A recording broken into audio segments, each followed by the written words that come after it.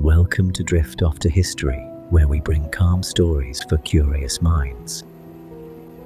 Tonight, we embark on a gentle voyage across time and sea as we explore the explorations and voyages of Captain James Cook. Before we begin, let me know in the comments where you're listening from and what time it is for you.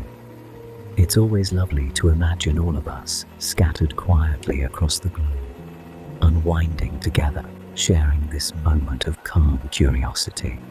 Tonight's journey is a story of ocean breezes and starlit skies, of distant glimmering islands and careful hands mapping coastlines no one from Cook's world had ever seen. A man who began as a farm boy in the Yorkshire countryside and ended up charting more of the world than almost any explorer in history. So find somewhere comfortable. Let your mind soften like the tide, and allow yourself to drift slowly and gently into the adventures of Captain James Cook. Long before he traced coastlines across distant oceans, long before his name was etched into the maps of the world, James Cook was just a quiet boy in the quiet fields of Yorkshire. His world began not with grand discoveries, but with the soft shuffle of boots on dew-covered earth and the lowing of cattle beneath a pale morning sky. The wind moved gently across the open moors, tugging at the grasses like a lullaby. Above him, great clouds passed like slow ships across the heavens. Below, the earth was simple, honest, full of rhythm and routine. He was born on the 27th of October, 1728, in the tiny village of Marton in Cleveland. There was no fanfare, no prophecy, just the warmth of a small hearth and the hush of autumn settling over the northern hills. His father was a Scottish farm labourer, a man of quiet strength, and his mother, a Yorkshire woman, kept the home with hands that knew the rhythm of the seasons. Life in Marton was modest. Carts creaked down narrow lanes, church bells tolled over distant fields, and the sea, though only a few dozen miles away, remained a rumour on the wind. Even as a child, James seemed to carry within him a kind of stillness. He was not one to shout or draw attention, but he watched, always watching. He noticed the way frost settled differently on ploughed soil, how the shadows lengthened unevenly in late afternoon, how birds tilted their wings to catch the breeze just so. His world may have been small, but his curiosity was vast, reaching quietly toward the edges of everything. When he was still young, the Cook family moved to Great Ayton, a village nestled beneath the ancient rise of Rosebery Topping, a lone sloping hill that marked the horizon like a silent guardian. Here, James attended a local school, his tuition paid for by the kindness of a wealthy landowner. And it was in the pages of books, under flickering candlelight, that his mind began to stretch further still. He learned his letters, his sums, and the art of precision. But more than that, he learned to see the world as something that could be measured, mapped, and understood. By his early teens, he was working in a grocer's shop in the fishing village of Staithes. There, in the narrow winding lanes above the harbour, he looked out each day upon the restless water. The scent of salt clung to the air, fishing boats rocked gently in the tide, and something began to stir inside him. Not a hunger for wealth or fame, but something simpler, deeper, a yearning to follow the horizon. That quiet calling would not be ignored. At 17, James left Staithes and travelled south to Whitby, where he apprenticed under a group of Quaker ship owners who operated sturdy coal vessels known as colliers. These were not elegant ships, but broad, dependable workhorses that hauled black stone down the English coast. Yet aboard these vessels, James found something precious: the language of the sea. The swell beneath the hull, the snap of canvas in the breeze, the glint of constellations overhead. The ocean, he discovered, spoke in patterns, in wind and wave, in compass lines and stars, and James Cook listened. Night after night he stood on deck beneath endless skies, watching, learning, and slowly, reverently committing its secrets to memory. He learned to tie knots not by rote, but by feel, to sense shifts in the wind before the sails whispered their complaint, to calculate position by the angle of the sun and the rhythm of time. There was no rush, no glory, only the patient, deliberate gathering of skill, like raindrops into a still pool. Eventually, his talent could no longer be overlooked. He was offered a position in the Royal Navy, a leap from merchant sailor to military man, from coal hauler to navigator of empire. But in truth, Cook did not change. He remained the same quiet boy at heart, the one who watched the wind, who read the waves, who believed the world could be known, not through conquest, but through care. Before the great voyages, before the maps and the journals and the distant islands with names like poetry, there was just this. A boy from Yorkshire walking a dirt path at dawn, his boots soft on the mossy ground, eyes turned gently. The sea does not reveal itself all at once. It speaks slowly, in murmurs and signs, in long silences and sudden gusts of wind. It is a language learned not through words, but through time, through patient days spent watching the horizon and listening to the creak of wood beneath your feet. It was on the rolling decks of Whitby's coal ships that James Cook first began to understand this ancient tongue. He learned by doing, by hauling ropes until his hands ached, by reading the sky not as a canvas of clouds, but as a guide, a compass, a code. He watched how the sails twisted in shifting winds, how the water changed color with the depth beneath it, how a certain scent on the breeze foretold the coming of a storm. These were not lessons found in books, but truths carried on the backs of waves. Night after night, Cook stood beneath the stars, those same stars he had once gazed at from the moors of Yorkshire, and now they seemed closer, sharper, filled with purpose. He began to map them in his mind, to learn how the heavens could steer a ship more faithfully than any lighthouse. The sea, it turned out, was not chaos. It was a kind of order, one that revealed itself only to those who paid attention. In 1755, after nearly a decade at sea, Cook made a decision that would shape the course of his life. He volunteered for the Royal Navy. It was an unusual move for a merchant sailor, one that meant starting again at a lower rank, relinquishing comfort for duty. But Cook was never one to take the easy path. He saw something in the Navy that others did not, a chance to grow, to learn, and to voyage further than any coal ship could carry him. He quickly proved himself. Calm under pressure, precise in action, he gained a reputation not as a brash adventurer, but as a man of quiet brilliance. When war broke out in North America, the long conflict known as the 7 Years' War, Cook was sent across the Atlantic, not to fight, but to see. While others planned sieges and battles, Cook studied the St. Lawrence River, its shifting currents and hidden shoals. His charts, drawn under threat of enemy fire, were so accurate, so beautifully rendered, that they helped guide British ships safely to Quebec and changed the course of the war. Yet Cook sought no applause. His reward was not in medals or parades, but in the subtle satisfaction of knowing that his lines on paper had made something clearer, safer, more certain. It was in these years that Cook's mind expanded beyond navigation into the deeper waters of science and observation.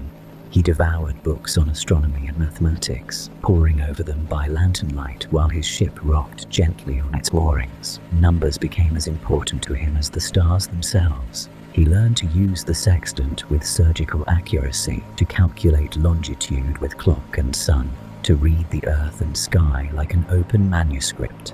The Admiralty began to take notice. Here was a man who combined the rarest of traits: a sailor's instincts, a scientist's mind, and an artist's eye. And so, when the Royal Society proposed a voyage to the far side of the world, a journey to observe the rare transit of Venus from the remote island of Tahiti, they needed someone who could do more than command a ship. They needed someone who could see clearly, in every sense of the word. They chose Cook. But before the grand voyage began, before the anchors were lifted and the sails unfurled to catch the breath of the Pacific, Cook paused. Perhaps he stood on the deck one last time beneath the familiar English sky.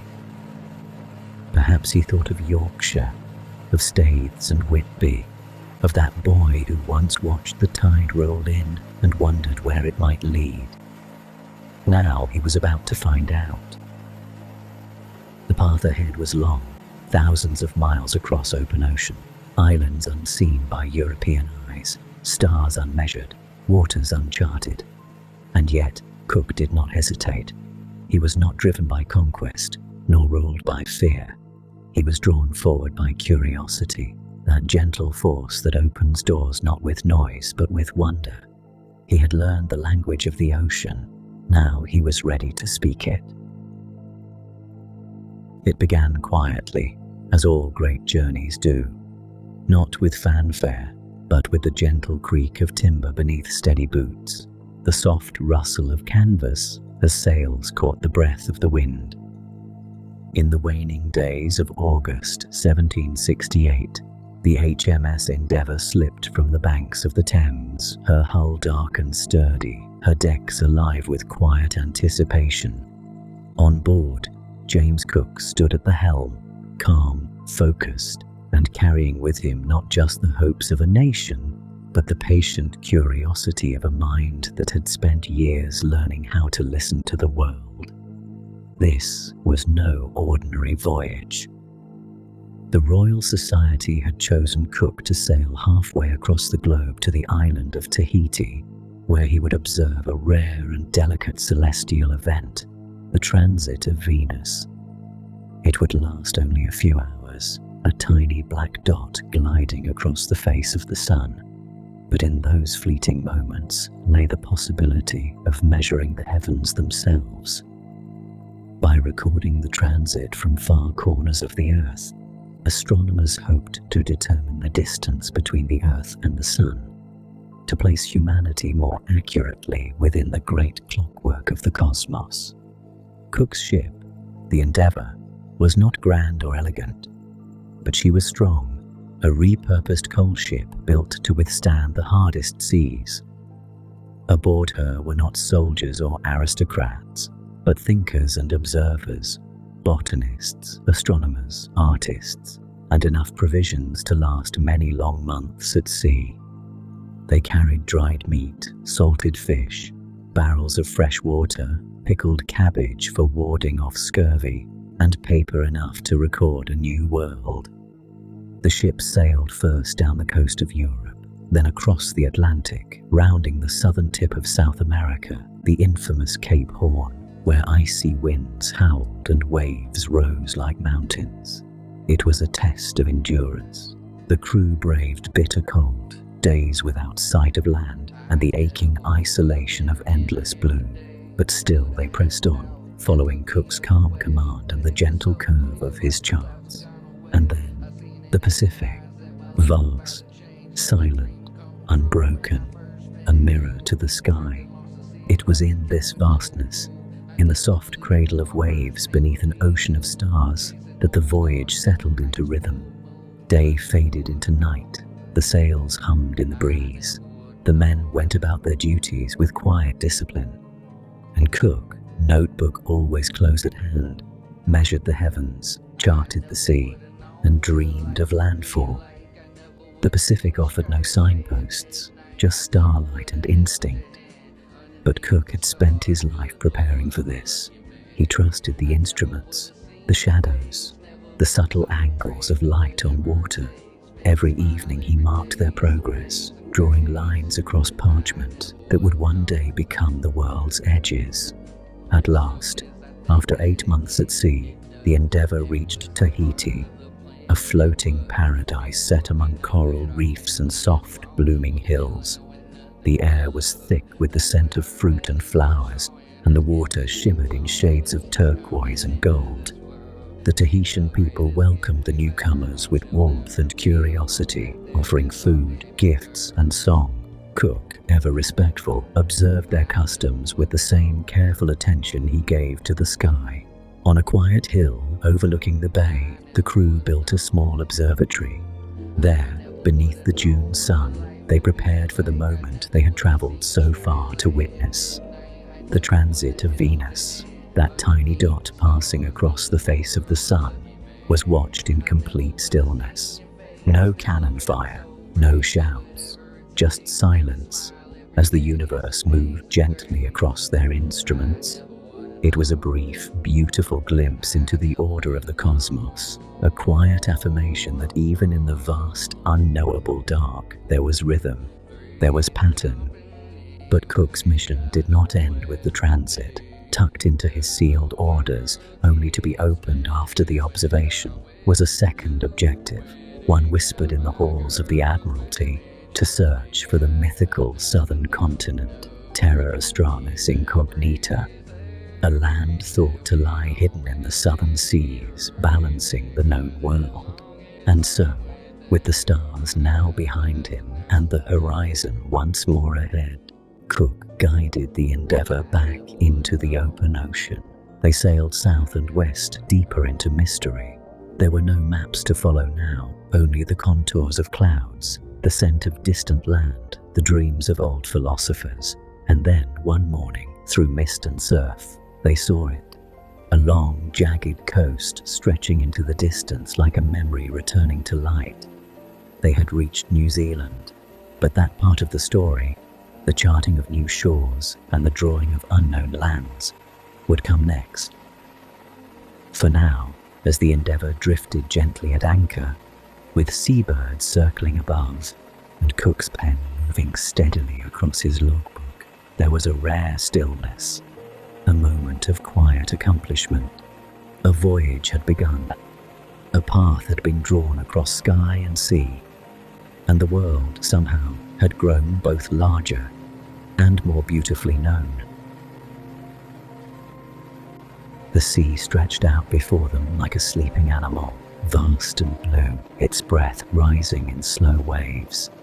After months adrift in the great Pacific, the Endeavour pressed on, sails full of salt-sweet wind, her timbers seasoned by storms and silence alike. Each morning, Cook stood quietly at the rail, scanning the horizon with calm, watchful eyes.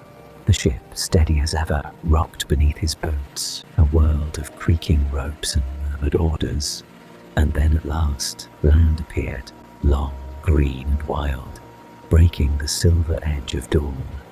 It was the east coast of New Zealand, and though the land was not unknown to the indigenous Maori who had lived there for centuries, to the crew of the Endeavour, it was a place of mystery. Towering cliffs gave way to tangled forests. Rivers wound like ribbons through valleys brushed by low-hanging mist. It was beautiful, untamed, and filled with the quiet power of a place that had shaped itself over millennia, undisturbed by distant maps or foreign names. Cook brought the ship to anchor in a sheltered bay, and from there began the slow, deliberate task of charting the coastline, not in haste, but with the steady hand of someone who understood that the true nature of exploration was not glory, but attention. For 6 months he circled both of New Zealand's islands, mapping every curve and inlet with the precision of a painter and the patience of a monk. His charts, drawn with ink and care, would remain remarkably accurate even centuries later. Encounters with the Maori people were cautious and complex. At times there was tension, the fear and friction of two worlds touching for the first time. But there were also moments of connection, shared food, quiet observation, gestures across language. Cook, ever the listener, sought to understand before acting. He collected words, sketched customs, and noted with fascination the strength and beauty of the culture he had come upon. He knew that this was not an empty land, but one already full of meaning. As the seasons turned and the stars shifted overhead, the Endeavour left New Zealand's shores behind and sailed west once more, guided by sun and compass and quiet resolve. And then, in the soft light of an April morning in 1770, a pale stretch of coastline shimmered into view, long, low and dreamlike. Australia. To Cook and his crew, the sight was surreal. They approached with awe, anchoring in a wide, calm bay ringed by bush and soft beaches. The air smelled of eucalyptus and salt. Birds with bright feathers flitted from tree to tree, and the sky itself felt vaster somehow, as if the southern hemisphere held its own kind of silence. This was Botany Bay, a name later given in honor of the abundant plant life discovered by Joseph Banks and Daniel Solander, who wandered the shore with notebooks and wonder in their eyes. They collected blossoms and seeds, delicate ferns and strange leaves, each one a quiet testament to the richness of this new world. Here, the Endeavour lingered. The crew repaired sails, restocked water, and walked among kangaroos and gum trees with a sense of hushed reverence. Cook recorded it all in his journal, not with sweeping proclamations, but with calm observation: the terrain, the animals, the tides. He did not claim the land with thunder or banners. He simply described it as if sketching the world into being with careful lines and open hands. But even this moment of peace would not last forever. As the ship sailed north along Australia's coast, danger stirred beneath the waves. One moonless night, as the Endeavour drifted quietly over the seemingly calm sea, the sound of splintering wood shattered the silence. They had struck the Great Barrier Reef, a jagged crown of coral hidden just beneath the surface. Panic spread through the decks. The hull had been torn open. Water rushed in. But Cook, steady as always, took command. The crew worked by lantern light, hauling ropes, manning pumps, casting overboard cannon and ballast to lighten the ship.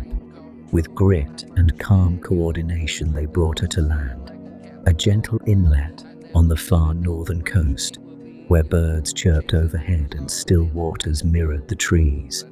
There, in that hushed wilderness, they spent 7 long weeks repairing the damage. Wood was cut, nails hammered, tar boiled and brushed in thick coats, and slowly, plank by plank, the Endeavour was made whole again. Those days were not hurried. They passed like water, slow, reflective. The crew fished, explored, and recorded. New creatures were observed, including one strange animal with a bill like a duck, the body of an otter, and the tail of a beaver. The platypus, it would be called. Even nature, it seemed, was blending boundaries in this distant land. When at last the ship was ready, they pushed out once more into the sea, rounding the northern tip of Australia and setting course across the Indian Ocean toward home.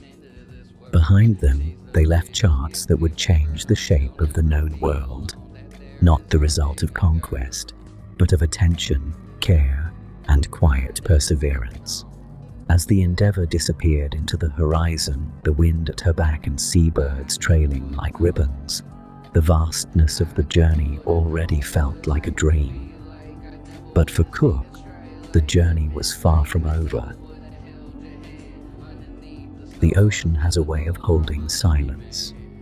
Long after the shouting of waves and the rustle of sails have faded, what remains is stillness, the kind that settles deep within the bones of those who travel far and return changed. When the Endeavour at last turned homeward, her patched hull creaking with age and memory, the world she carried inside her was no longer the same one she had left behind. The journey back across the Indian Ocean was slow, steady, and lined with thought. The tropical waters gave way to cooler winds.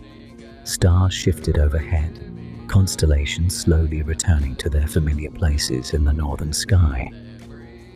Each evening, as the sun dipped below the horizon in a wash of gold, Cook would retreat below deck to write.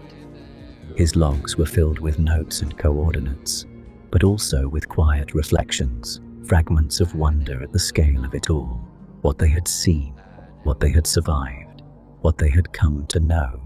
In March of 1771, the Endeavour limped into the Cape of Good Hope, a last port of call before the final leg of the journey.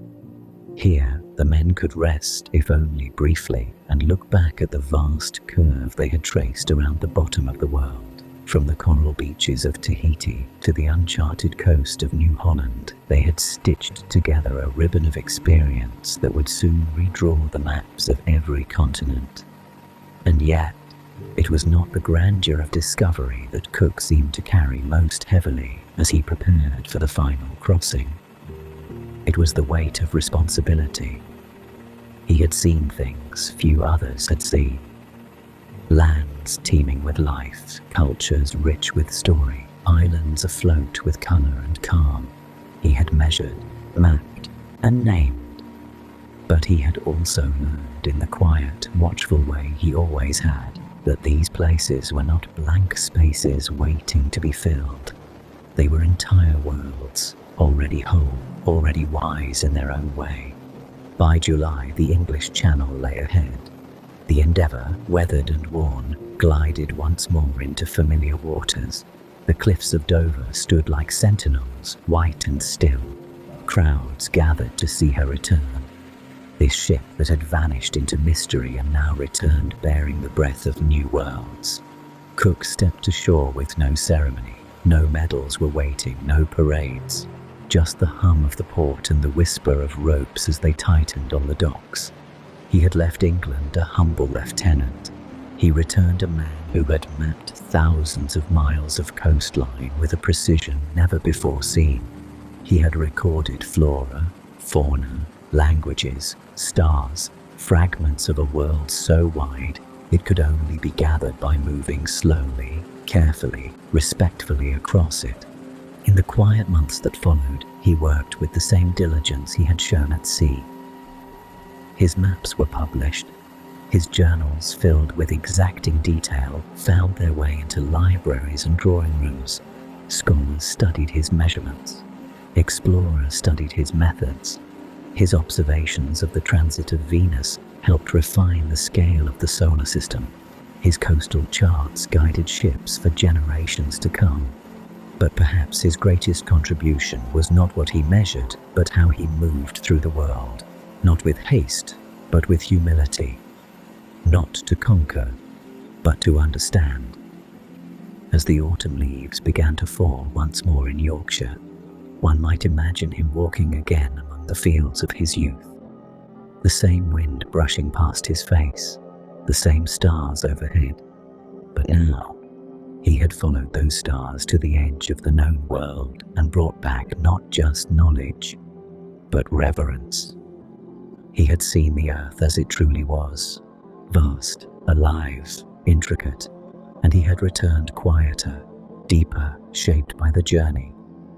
And though his feet now rested once again on solid ground, some part of him, perhaps, still drifted gently with the tide.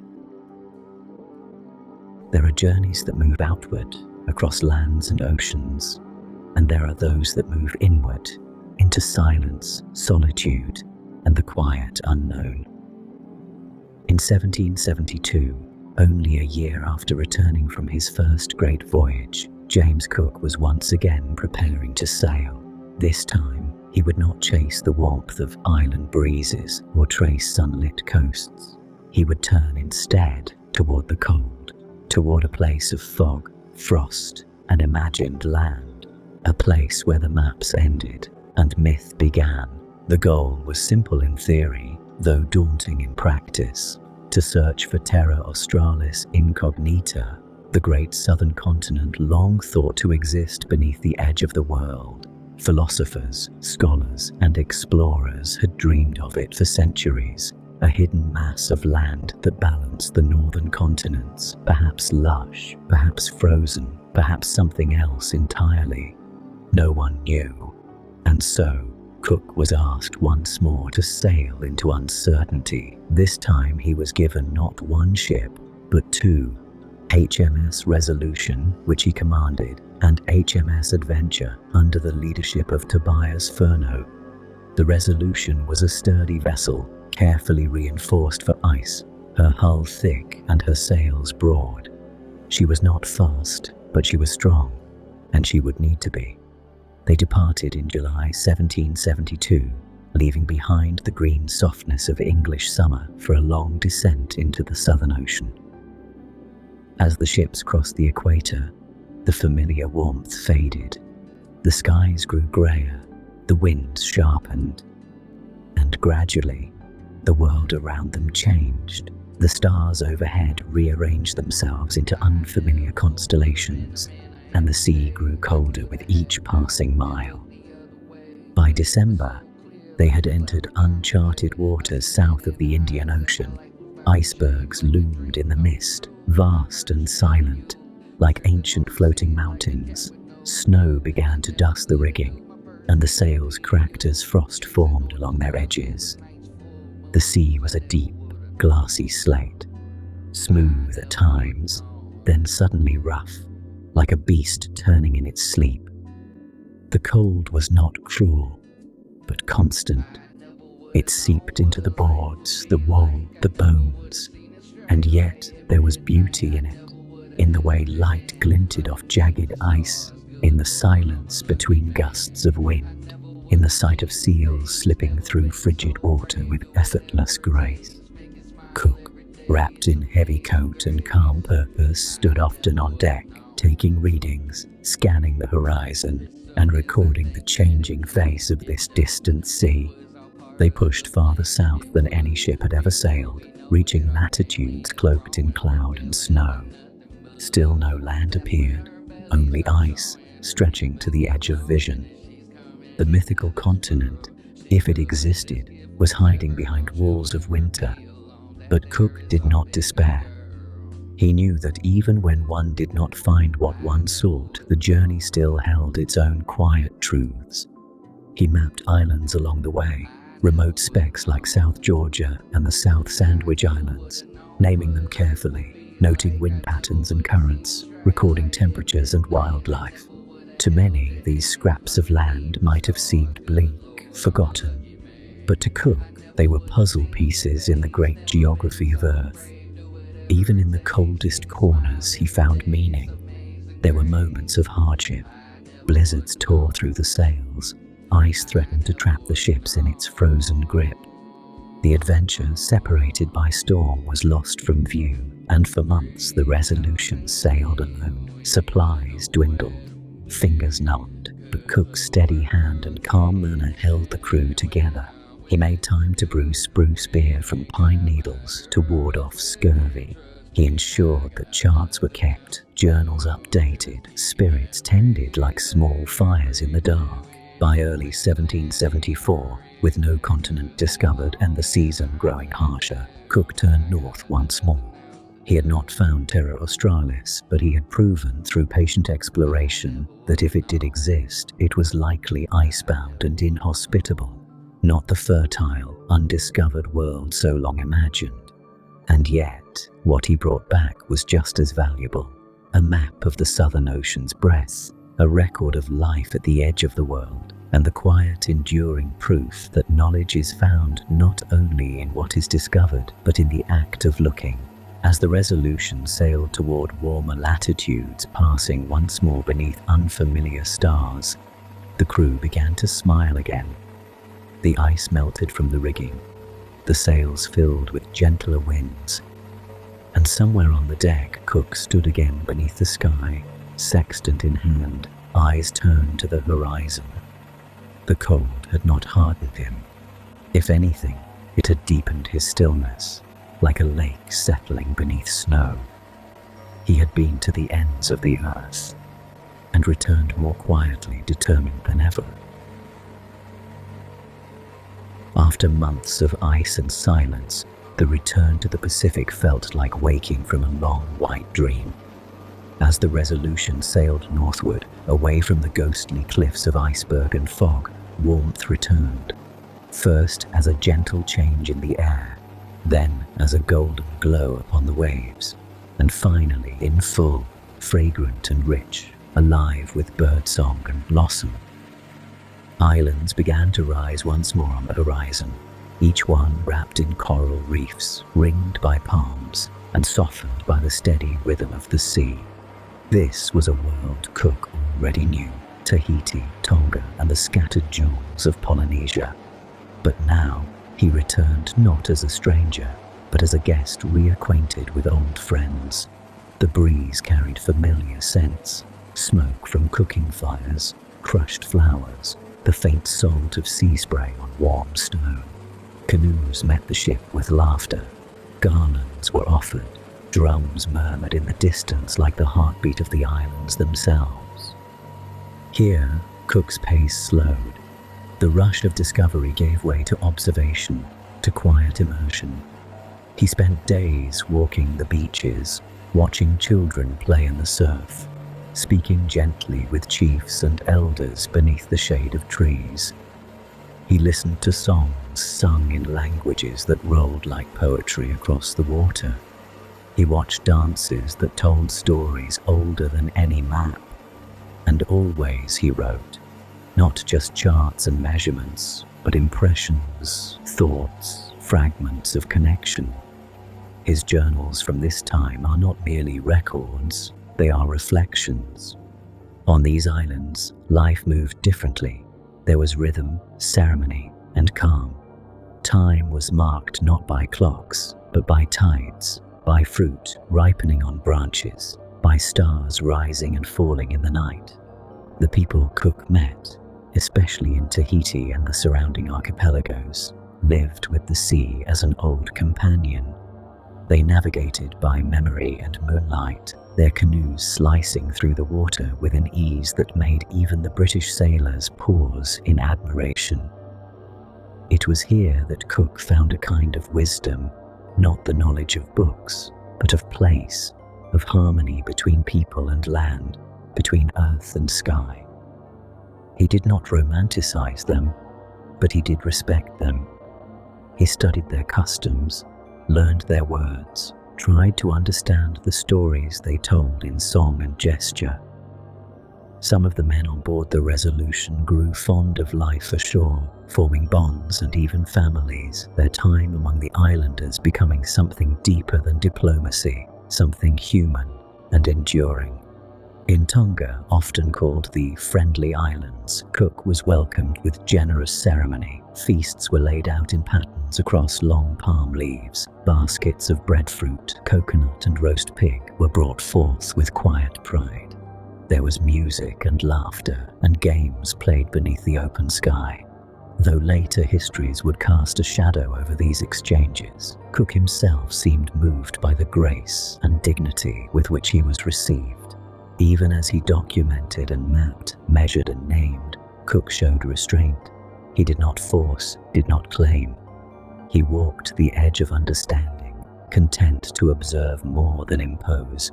There is a softness in his writings from this time, a tone that suggests he recognized that he was the one learning, the student, not the master.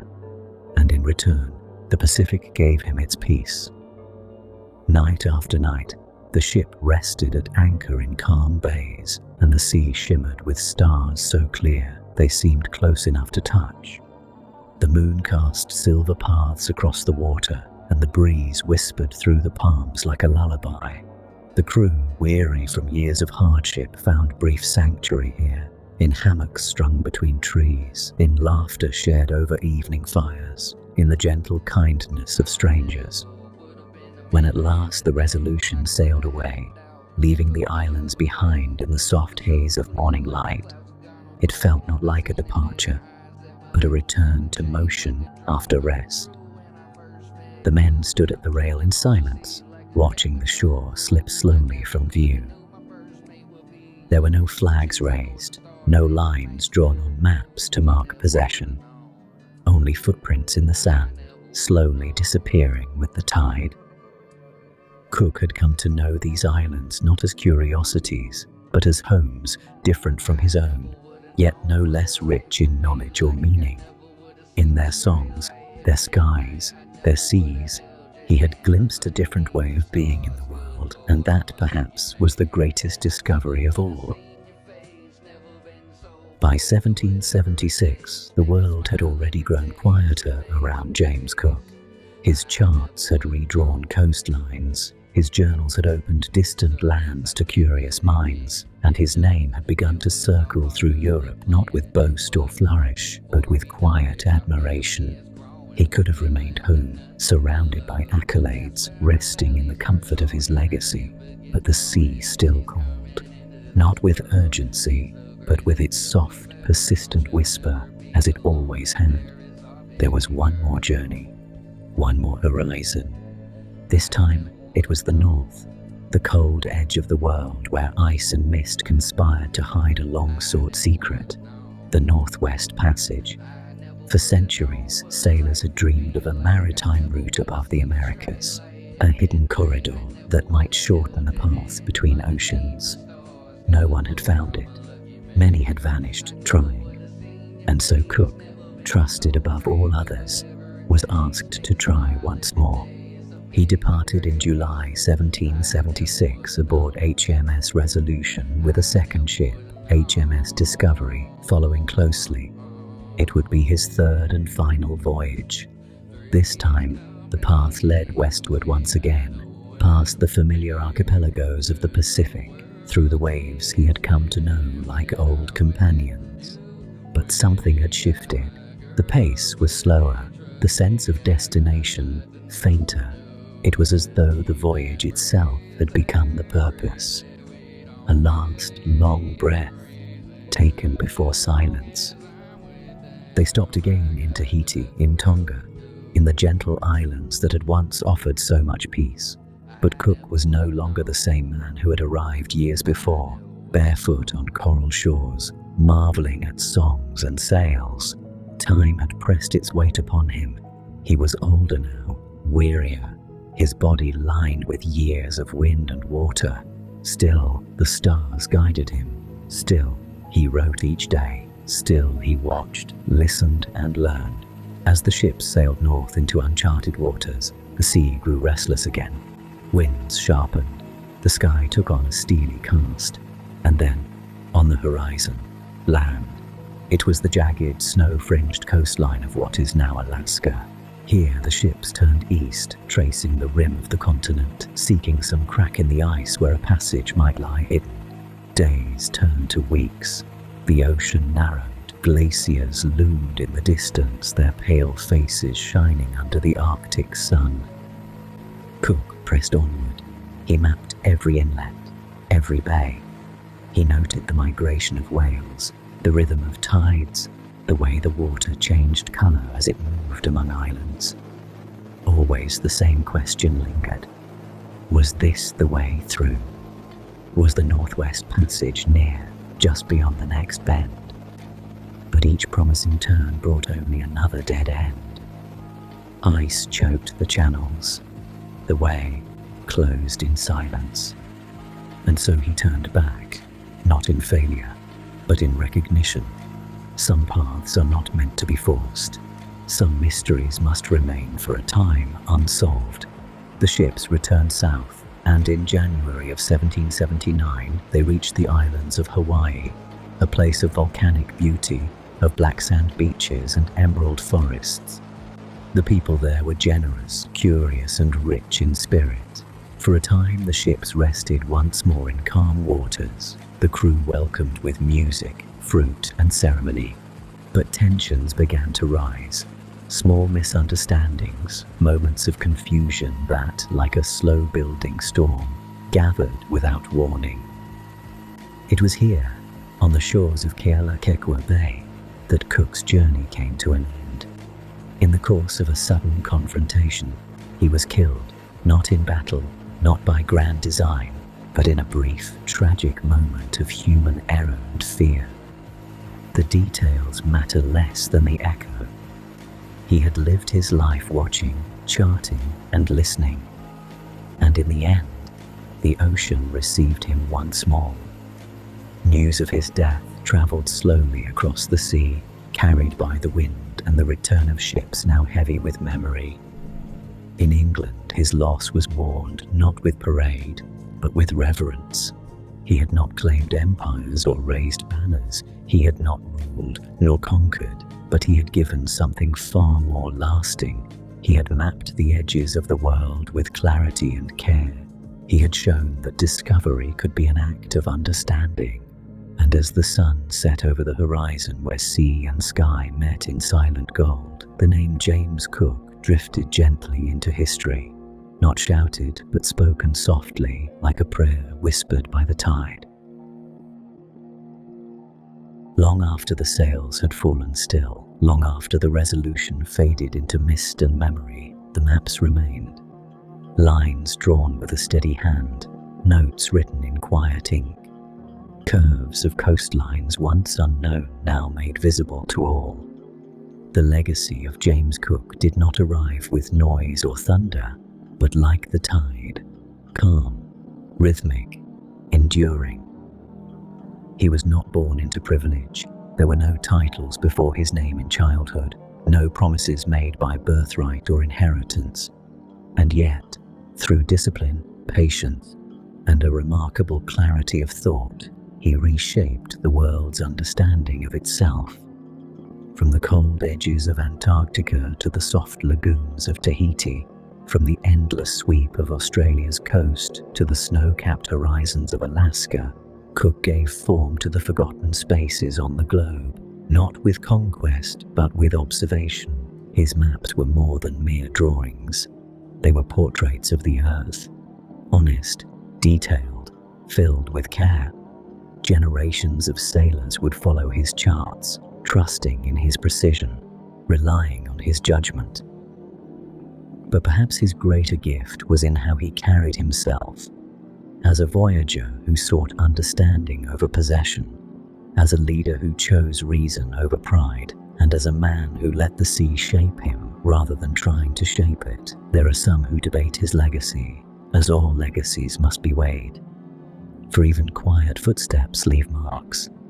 His journeys were part of a larger tide, of empires expanding, of cultures meeting, sometimes gently, sometimes not. But in Cook's personal writings, there is no hunger for power, no longing for domination, only a consistent, steady awe for the scale and beauty of the world. He was, in the end, a listener, a man who stood beneath stars and made sense of their positions, a man who studied shorelines and found poetry in their patterns, a man who could look at a bay, a reef, a curl of wind, and see both danger and design. He moved slowly, carefully, and never lost sight of the fact that knowledge is not a thing to be taken, but a thing to be earned, with time, with patience, and with respect. In the centuries since his final voyage, the world has changed in ways even Cook could not have imagined. Satellites now trace the paths he once sailed. Digital maps flicker to life in the palms of our hands. And yet, even with all our advances, we still return to his lines, his records, his words, because what he gave us was more than navigation. He gave us an example of calm courage, of thoughtful exploration, and of the quiet dignity of seeking to know the world not through force, but through wonder. And so his story drifts onward, not as a tale of conquest, but as a lullaby of curiosity. A soft reminder, carried on wind and water, that even in the vastness of sea and sky, it is possible to find a path, to follow a question, to move gently, and to return wiser than when we left. As the stars rise once more over the invisible trail he left behind, we remember him not for how far he traveled, but for how deeply he looked, and how quietly he listened.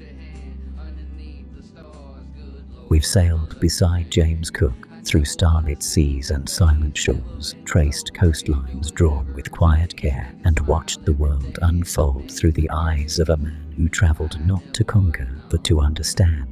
From Yorkshire fields to frozen waters, from coral lagoons to the cold breath of the Arctic, we've drifted gently through time and tide, If your eyes are already closed, let the story settle in your thoughts like the fading light of a lantern at sea. Let your breath slow, your body soften, and allow sleep to carry you wherever it may.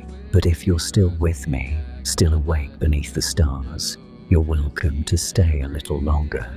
In a moment, soothing ambient music will begin, wrapping you in a gentle stillness for the next half hour. You can let your mind wander, or perhaps explore another story when you're ready. Wherever you are, thank you for listening. Sleep well and drift off peacefully to history.